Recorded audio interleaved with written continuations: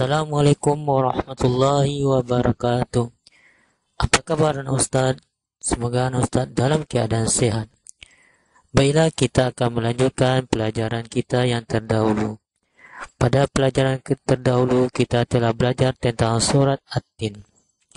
Yang kita pelajari pada pertemuan terdahulu, kita telah belajar surat At-Tin yang pertama, yaitunya membaca surat At-Tin dengan baik dan benar. Yang kedua, mengartikan surat At-Tin tersebut. Baiklah, pada pertemuan kali ini kita akan belajar yaitunya isi kandungan dari surat At-Tin tersebut. Baiklah anak Ustaz, marilah kita memulai pelajaran kita dengan mengucapkan basmalah. Bismillahirrahmanirrahim. Baiklah anak Ustaz, sebelum kita mempelajari tentang isi kandungan dari surat At-Tin, terlebih dahulu kita harus mengetahui apa arti dari surat At-Tin tersebut. Surat At-Tin berarti adalah buah tin.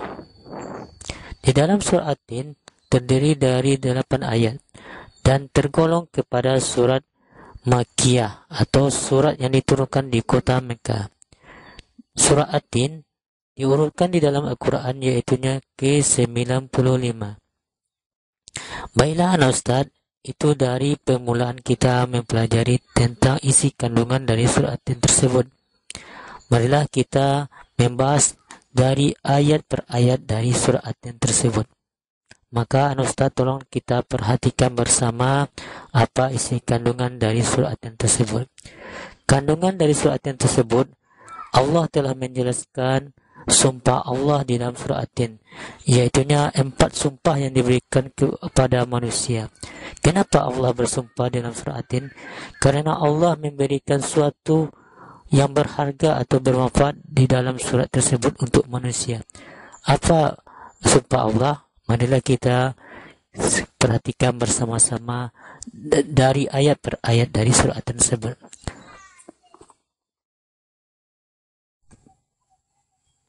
Baiklah, kita mulai dari ayat pertama.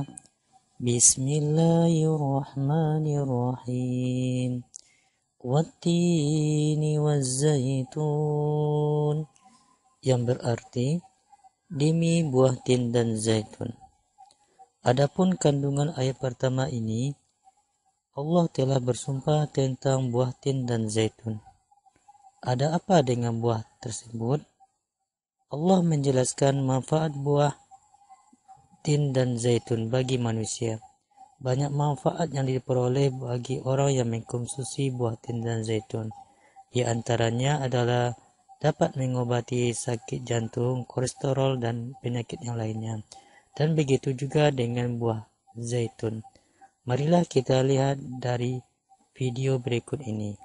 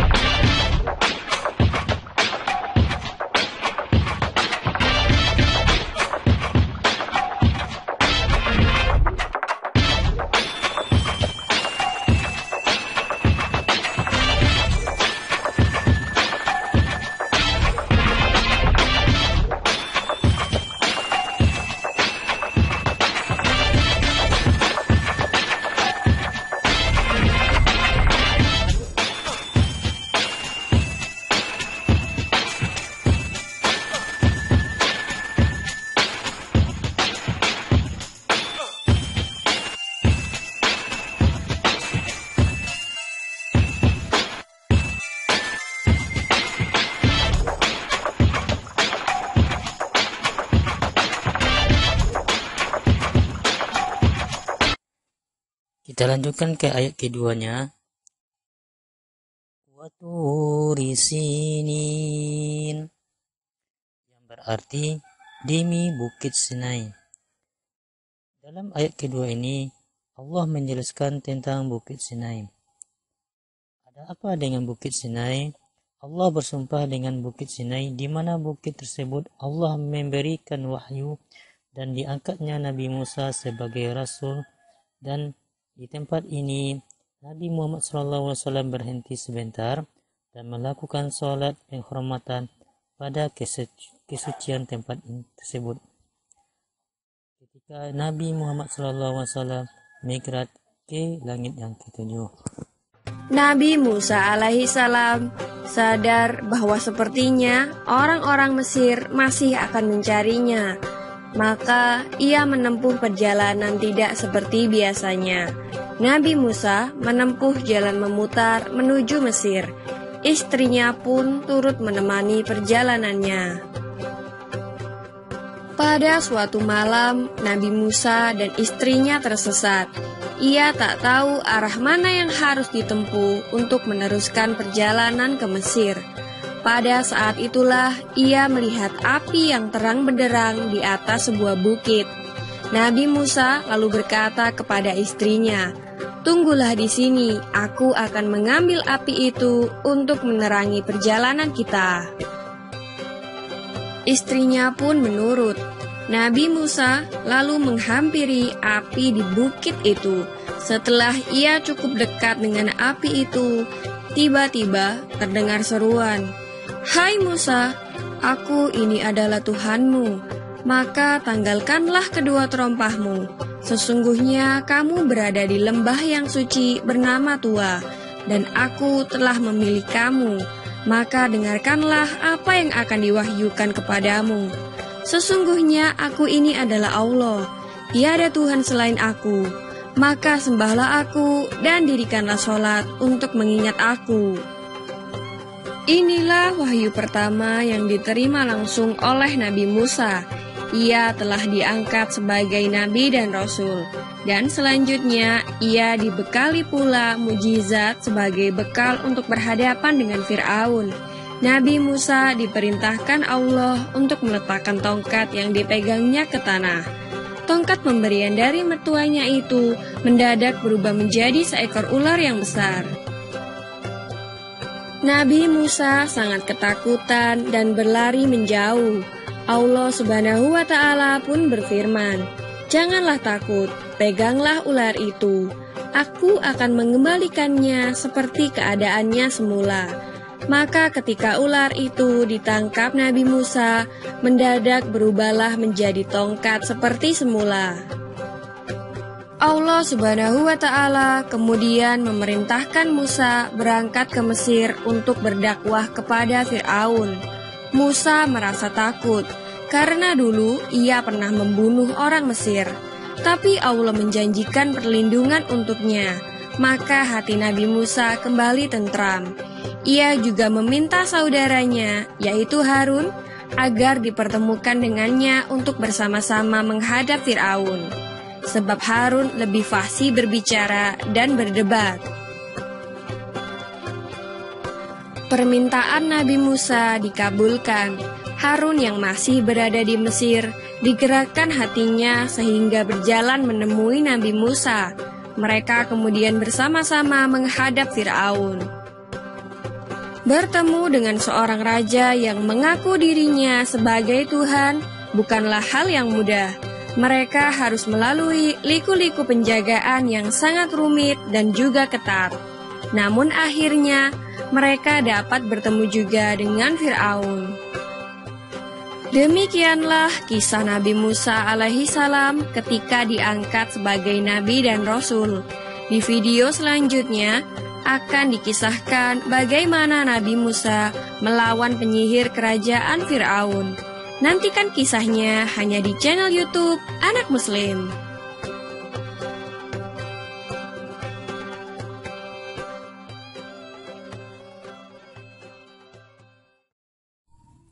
Selanjutnya ayat yang ketiga, wa hadzal baladil amin, yang berarti demi kota yang aman.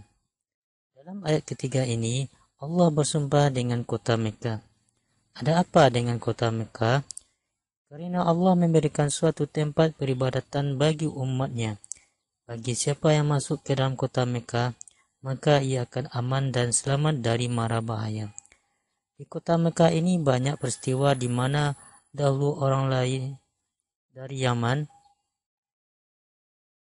Yaitunya Raja Abraha ingin menghancurkan Ka'bah.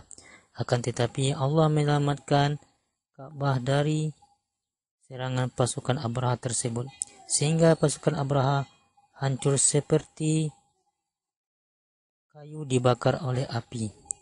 Dan kita lihat peristiwa ini dalam video berikut ini.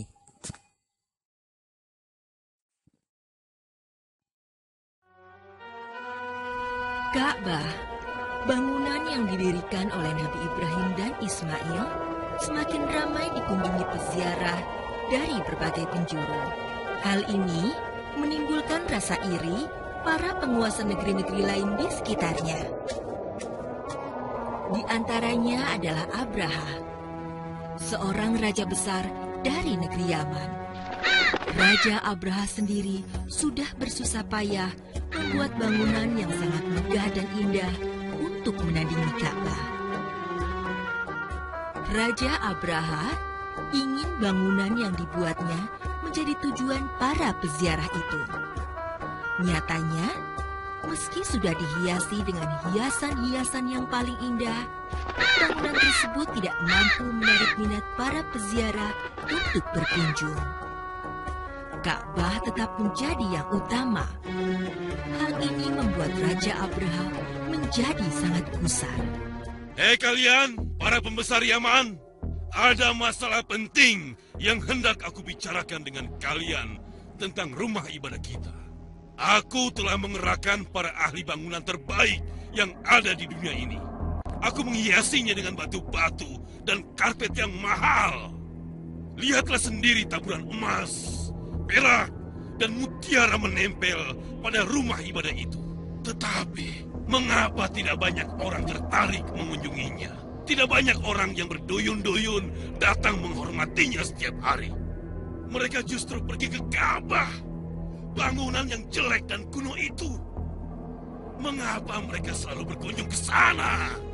Wahai Raja Abraha yang agung, aku pun heran dengan hal itu. Mungkin karena mereka memiliki keyakinan bahwa bangunan itu suci, yang membawa ketentraman dan kedamaian bagi mereka yang mengagungkannya. Mereka meyakini itu rumah Tuhan yang dibangun oleh orang-orang mulia yang menjadi utusannya. Itu omong kosong. Kepercayaan itu semata-mata karena kebodohan mereka. Dan mereka hanya ingin mengeruk keuntungan dari para peziarah. Tuanku benar. Mereka hanya ingin keuntungan semata. Kita harus hentikan keserakahan mereka. Aku setuju itu. Kesabaranku sudah habis. Kita harus hancurkan Ka'bah. Dengan begitu, mereka akan berhenti berkunjung ke sana. Sekarang, bersiap-siaplah. Kita akan serbu dan hancurkan Ka'bah. Bawalah gajah-gajah kita, agar bangunan itu cepat hancur. Aku sendiri yang akan memimpin pasukan. Biar kuratakan Ka'bah itu dengan tanah. Dan para penduduknya bertekuk lutut kepadaku.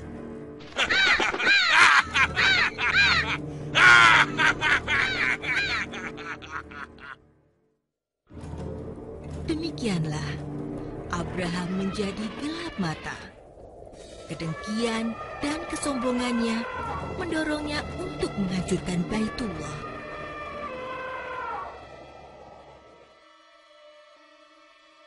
Wahai bangsa Quraisy, Abraha dan pasukannya telah menuju kemari untuk menghancurkan Ka'bah.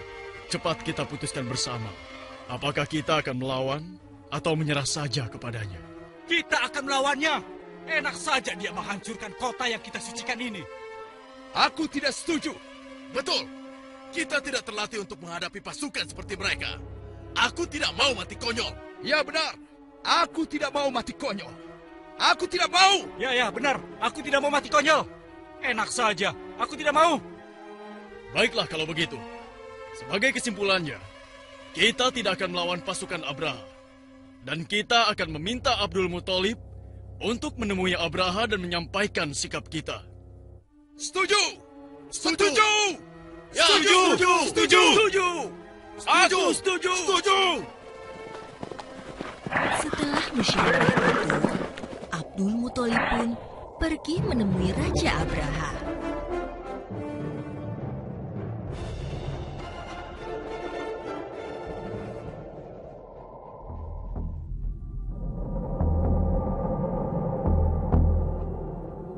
Wahai pemimpin kota Mekah, apa yang hendak kau sampaikan? Wahai Raja Abraha, kami tidak akan melawan engkau. Kami tahu betapa dahsyatnya pasukanmu. Dan sungguh kami bukan tandinganmu. Bagus. Lalu untuk apa kau kemari? Aku ada sedikit persoalan pribadi. Aku kesini hendak meminta kembali 200 untaku yang dirampas oleh prajuritmu. Apa? Kau hanya meminta unta? Bagaimana dengan Ka'bah yang kau banggakan itu? Sesungguhnya Ka'bah itu ada pemiliknya, yaitu Allah. Biarlah pemiliknya yang akan menjaga, sementara unta-unta itu adalah milikku. Ambillah kalau begitu. Lebih baik kalian segera pergi dan menyelamatkan keluarga kalian agar tidak turut hancur bersama Ka'bah itu. Begitulah, Abdul Muthalib pun mendapatkan kembali 200 unta yang dirampas oleh pasukan Abraha. Dia pun bergegas menemui warga kota Mekah dan meminta mereka agar menyelamatkan diri. Setelah itu, dia menuju Ka'bah. Di depan pintunya dia berdoa kepada Allah Subhanahu wa Ta'ala.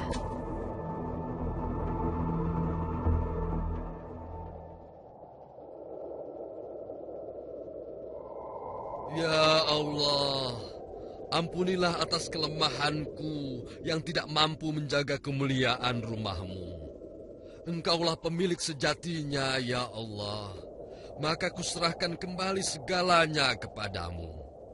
Sesungguhnya Engkau Maha Agung lagi Maha Perkasa. Pasukan Abraha melaju dengan angkuhnya. Mereka sangat yakin tidak ada satu kekuatan pun yang mampu membendung mereka. Puluhan ribu pasukan dan ratusan pasukan gajah yang sangat besar merangsek masuk mendekati Ka'bah. Nampaknya kehancuran Ka'bah hanya tinggal menunggu waktu saja.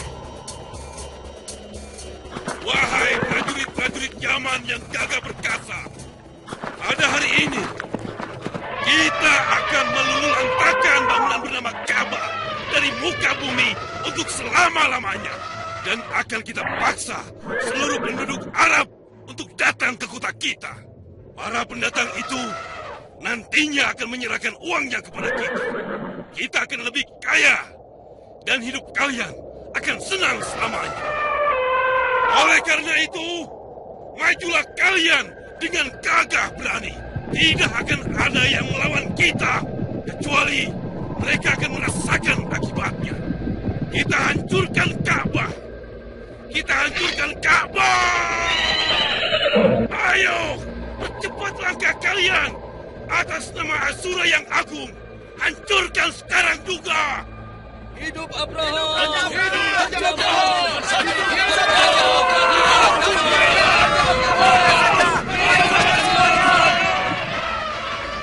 Raja Abraha terus memberikan perintah kepada pasukannya untuk maju menghancurkan Ka'bah.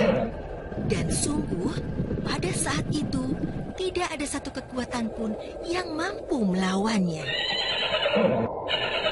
Pasukan Abraha pun tertawa penuh sukacita. Namun tiba-tiba, di saat yang genting itu, nampak gumpalan awan hitam di langit yang tadinya cerah. Gumpalan seperti awan itu demikian besar dan menimbulkan suara yang bergemuruh. Gumpalan apa itu? Hei teman-teman, coba lihat gumpalan awan di atas itu bergerak dengan sangat cepat ke arah kita. Itu bukan awan. Betul, itu bukan awan. Itu berburu. Ya ampun, dari mana itu? Itu. Panas.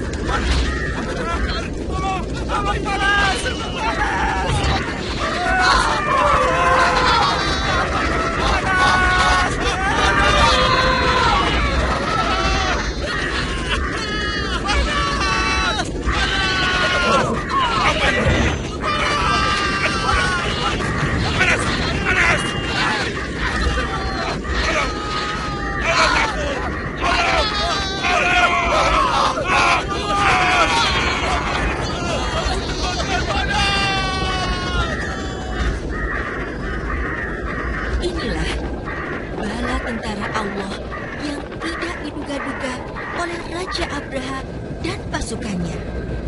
Atas perintah Allah, burung-burung yang membawa batu dari neraka itu melumatkan pasukan Abraha yang sangat besar. Gajah-gajah mereka pun laksana daun yang dimakan ulat. Pasukan Abraha pun hancur lebur, tak ada yang tersisa. Ka'bah pun tetap tegak berdiri.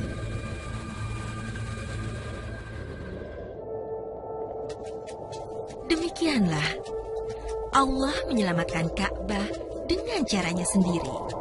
Karena Ka'bah adalah rumah yang dibangun atas perintahnya. Dan Allah Subhanahu wa Ta'ala benar-benar menjaganya. Setelah peristiwa besar itu, Nabi Muhammad SAW dilahirkan. Maka, tahun kelahiran Nabi Muhammad disebut juga dengan tahun gajah.